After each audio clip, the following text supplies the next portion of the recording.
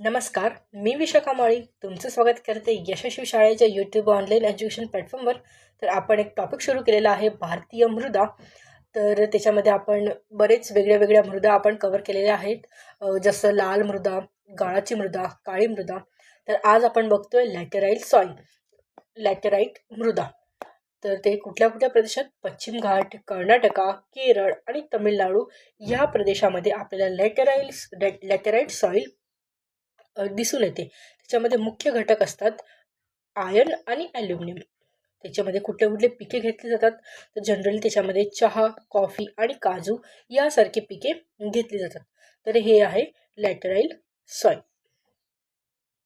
आपण आता बघूया पुढची मृदा, की जी आहे वाळवंटी मृदा, डेझर्ट सॉइल. तर डेझर्ट सॉइल ही जनरली वाळवंटी प्रदेशात दिसून येते, जसं राजस्थान आणि गुजरातचे कच्छ या जिल्ह्यामध्ये दिसून येते. तर बघूया वैशिष्ट्ये. वाळूचे प्रमाण त्याच्यामध्ये जास्त असते, त्यानंतर सेंद्रिय पदार्थ त्याच्यामध्ये कमी असतं.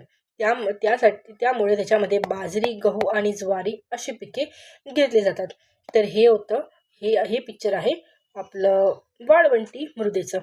जर तुम्हाला व्हिडिओ आवडला असेल तर व्हिडिओ लाईक करा आणि पुढच्या मृदेसाठी नेक्स्ट व्हिडिओ बघा.